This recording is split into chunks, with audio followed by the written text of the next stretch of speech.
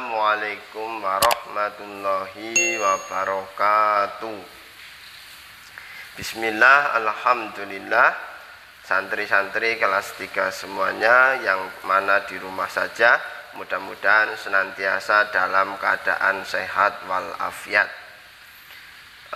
Pada kesempatan kali ini untuk pelajaran PAI kita memasuki di pelajaran ketiga, yaitu dengan tema meyakini Allah Subhanahu wa Ta'ala Maha Esa. Oke, santri semuanya, sebelum kita lanjut ke materinya, santri semuanya terlebih dahulu menyiapkan buku paket dan buku catatannya. Untuk buku paket yaitu PAI Erlangga yang santri semuanya miliki, yaitu dibuka pada halaman 21, ataupun bisa juga menggunakan buku PAI yang dari Kementerian Pendidikan dan Kebudayaan yang pernah Pak Amir bagikan filenya ya dalam bentuk PDF di Google Class. Itu juga bisa pakai itu, yaitu pada halaman 29. Cukup pakai satu aja boleh, pakai buku PAI Erlangga halaman 21 yang santri semuanya miliki. Sebelum ke materi, Pak Amir ingin berbagi tips di dalam belajar selama daring atau selama pandemi COVID-19. Jadi ketika santri semuanya belajar, santri semuanya harus menyimak video pembelajaran yang dibuatkan oleh ustadz-ustadzahnya sampai selesai. Kemudian saat mendengarkan video atau menyimak video, santri semuanya juga perlu menyiapkan buku paket ya, seperti yang Pak Amir jelaskan tadi, halaman 21 ataupun halaman 29. Dan juga di samping buku paket harus menyiapkan buku tulis, buku catatan santri per mata pelajaran.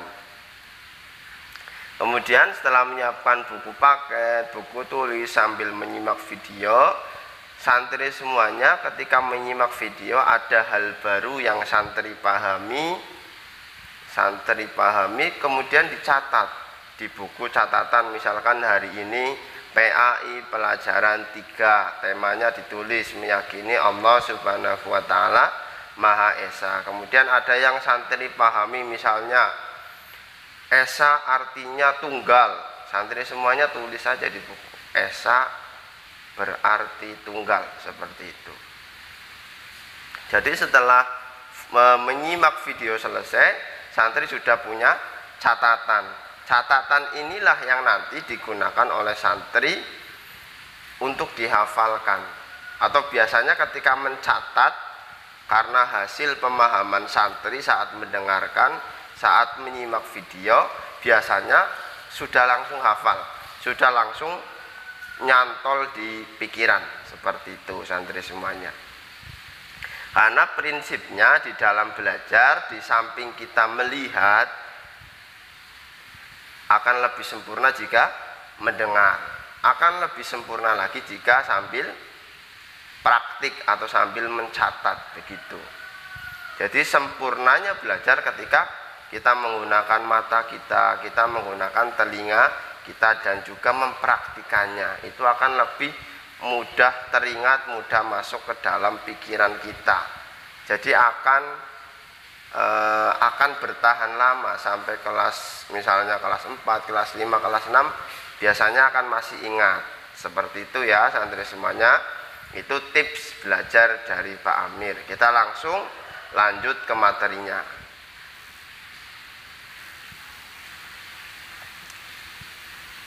Oke ya santri semuanya, mudah-mudahan sudah menyiapkan buku paket dan juga buku catatannya. Oke, yang akan kita pelajari pada kesempatan kali ini yaitu Allah Maha Esa.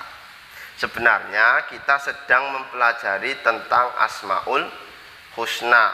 Asmaul Husna jumlahnya itu ada 99 9. Di dalam 1 minggu biasanya santri ada jadwal untuk membaca Asmaul Husna, entah hari Rabu kah, hari Kamis kah, seperti itu. Itu mengenai kebiasaan kita di SDIT baik, yaitu membaca Asmaul Husna sebelum pembelajaran. Kemudian apa sih Asmaul Husna? Asmaul Husna terdiri dari kata asma dan husna. Kalau di dalam bahasa Arab itu al-asma dan al-husna. Asma itu apa? Asma artinya nama-nama. Kemudian husna artinya yang indah atau yang agung. Jadi kalau dirangkai Asmaul Husna artinya adalah nama-nama yang indah atau nama-nama yang agung bagi Allah Subhanahu wa ta'ala.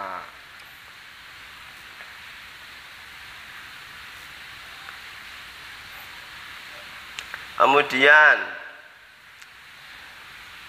di kelas 3 yang akan kita pelajari, di samping Allah Maha Esa nanti ada Al-Wahhab, ada Al-Alim, ada As-Sami. Tapi pada kesempatan kali ini kita pelajari dulu Allah Maha Esa, atau nama di dalam Asmaul Husnanya yaitu Al-Ahad. Ini seperti dijelaskan di dalam surat Al-Ikhlas ayat 1-4. Surat Al-Ikhlas itu urutannya di dalam Al-Quran urutan ke-112. Santri semuanya bisa lihat di video ya. Pak Amir sudah siapkan ada slide tentang surat Al-Ikhlas ayat 1-4. Jadi santri semuanya bisa lihat di HP-nya masing-masing. Ini Pak Amir jelaskan ya. Pertama, ayat pertama, Qul huwallahu ahad. Katakanlah, dialah Allah yang Maha Esa, atau yang Pak Amir jelaskan tadi, Allah Maha Esa atau Al-Ahad. Begitu ya santri semuanya. Apa artinya Esa? Esa artinya tunggal atau satu. Jadi Allah satu-satunya yang pantas kita sembah. Allah satu-satunya Tuhan kita. Maksudnya Esa begitu ya santri semuanya ya. Jadi hanya Allah Tuhan kita, hanya Allah yang pantas atau yang wajib kita sembah. Kemudian ayat yang kedua, Allahus Samad. Artinya apa? Allah tempat meminta segala sesuatu, atau Allah yang maha dibutuhkan. Maksudnya apa santri? Yaitu hanya kepada Allah kita boleh meminta. Meminta itu caranya dengan berdoa. Jadi kita hanya boleh berdoa kepada Allah Subhanahu wa ta'ala. Misalnya kita berdoa diberi rezeki yang barokah, diberi ilmu pengetahuan, diberi kesehatan, diberi rizki, diberi umur yang panjang, penuh dengan amal kebaikan. Begitu ya santri semuanya. Jadi kita hanya boleh meminta dengan cara berdoa kepada Allah Subhanahu wa ta'ala. Kita nggak boleh berdoa kepada selain Allah. Misalnya meminta kepada laut, kepada goa-goa, kepada pegunungan, kepada pohon keramat, itu nggak boleh. Kita hanya boleh meminta atau berdoa kepada Allah. Juga kita hanya boleh beribadah. Di samping berdoa juga hanya boleh beribadah kepada Allah Subhanahu wa ta'ala. Kita tidak boleh beribadah kepada selain Allah.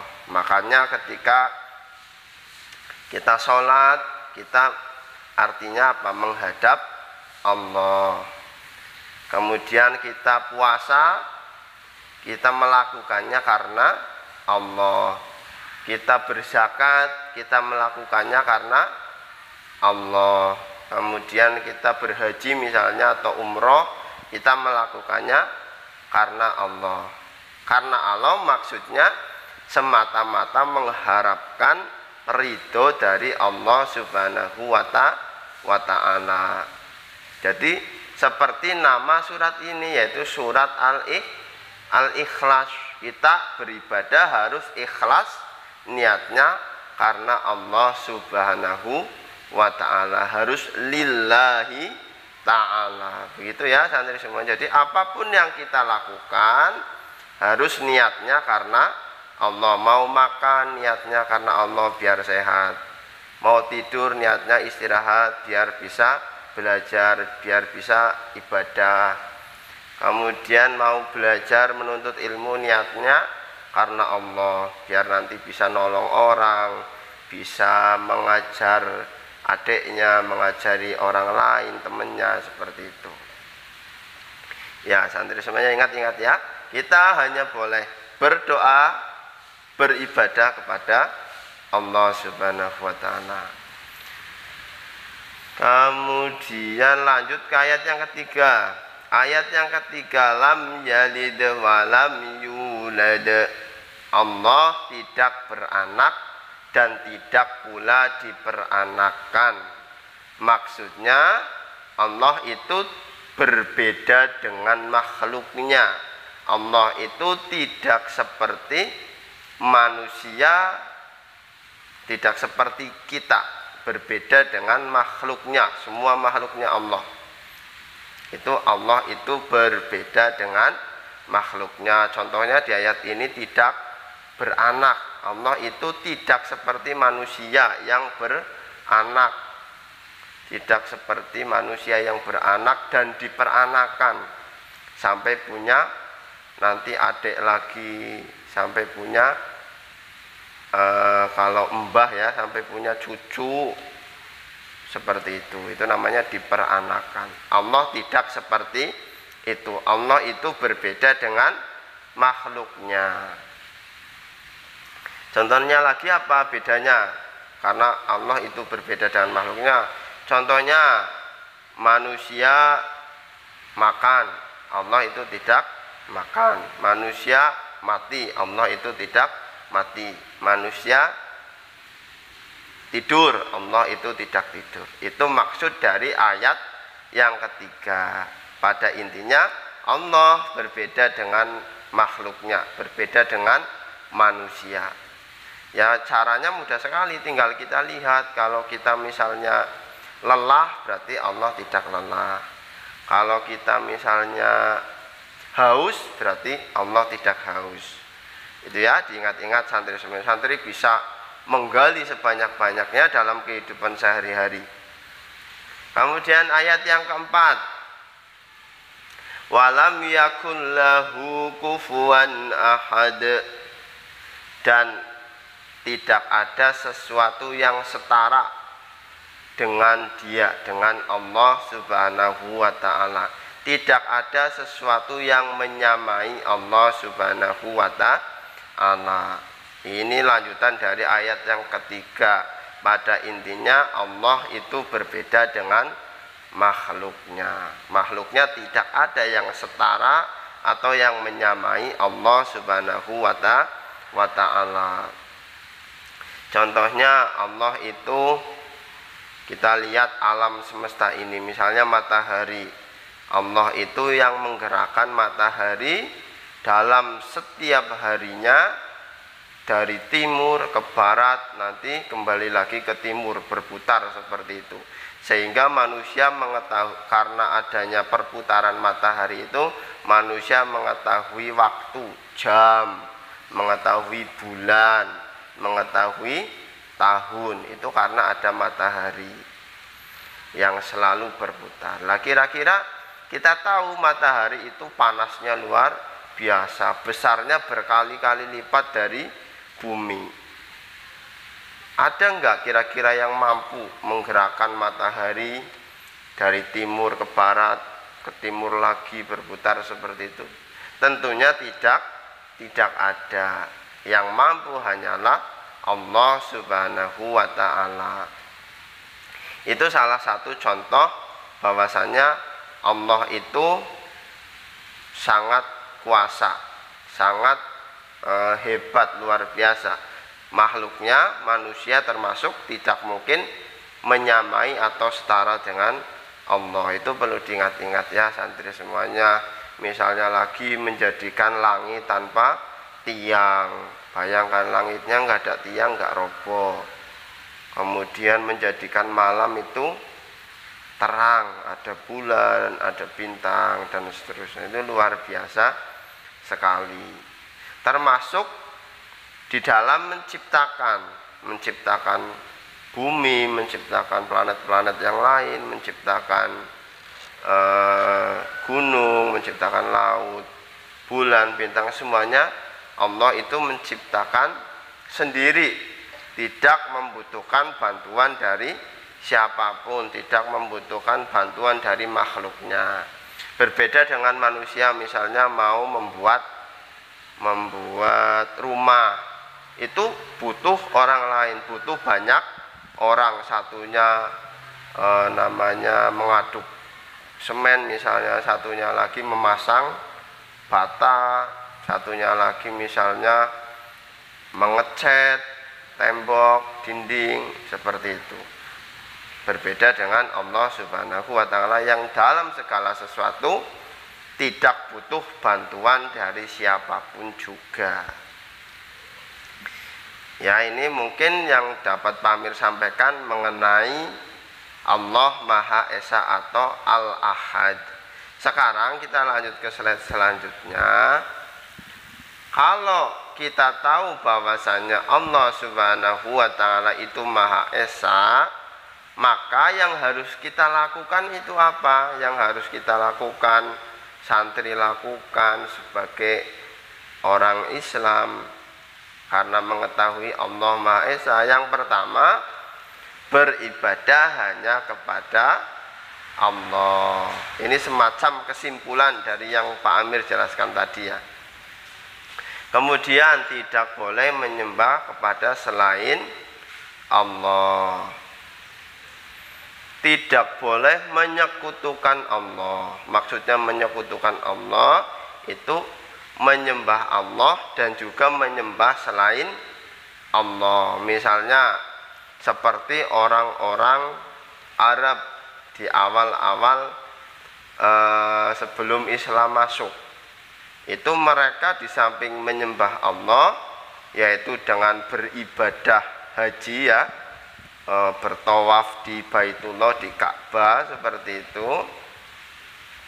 Tetapi mereka menyekutukan Allah dengan cara di sekeliling Ka'bah ada patung-patung atau berhala-berhala.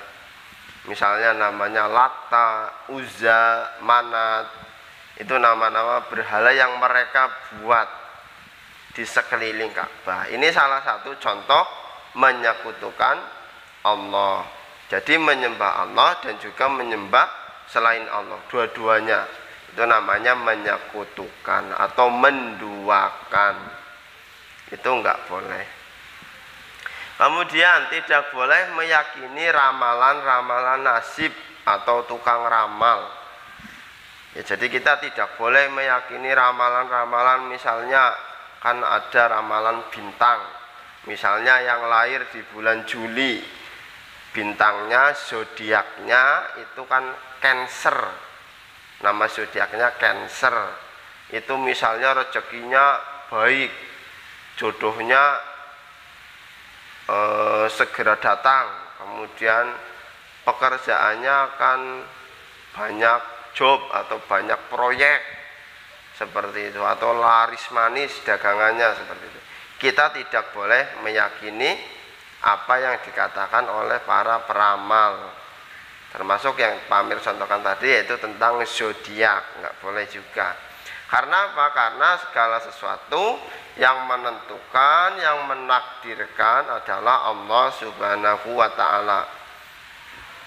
Apapun yang ditakdirkan Allah itu pasti baik buat makhluknya, pasti baik buat manusia. Misalnya Allah menakdirkan manusia sakit, baik enggak?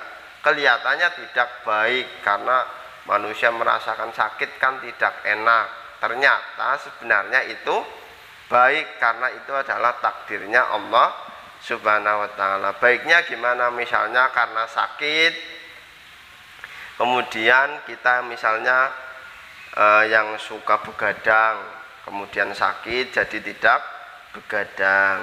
Yang suka makannya terlambat atau jarang makan nasi gitu ya, kemudian sakit nanti jadi disiplin makannya teratur. Kemudian yang kena penyakit gatal-gatal karena jarang mandi, besoknya jadi rajin mandi. Itu seperti itu. Jadi apapun yang ditakdirkan Allah itu pasti baik buat manusia, buat hamba-hambanya, buat kita semua. Itu ya, seperti itu ya. Santri harus percaya, harus yakin seperti itu, bahwa apapun yang ditakdirkan Allah itu pasti baik.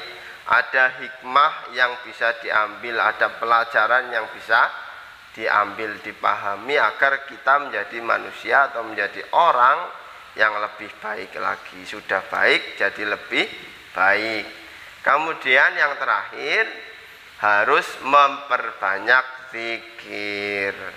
Kita harus memperbanyak zikir karena tahu Allah Maha Esa. Zikirnya bisa istighfar, mohon ampun, kemudian baca tasbih subhanallah, membaca tahmid alhamdulillah, membaca takbir Allahu akbar, membaca tahlil la ilaha illallah, seperti itu. Itu sering kita lakukan setelah melakukan ibadah sholat. Biasanya kita berzikir. Oke, santri-santri semuanya, silakan sekiranya ada hal yang santri pahami dari yang Pak Amir jelaskan, silakan dicatat.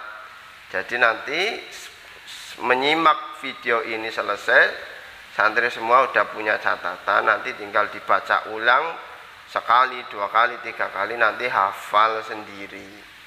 Jadi setiap hari ada pengetahuan baru, ilmu baru yang santri peroleh, santri masukkan ke dalam pikiran, ke dalam ingatan.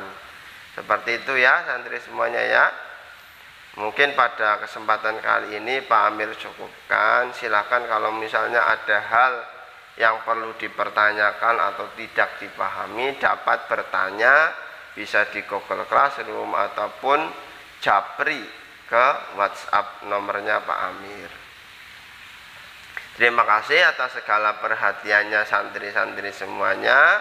Mudah-mudahan dapat dipahami. Kurang lebihnya mohon maaf. Jangan lupa selalu jaga kesehatan dan semangat di dalam belajar. Oke, sekian dulu ya. Akhirul kalam. Wassalamualaikum warahmatullahi wabarakatuh.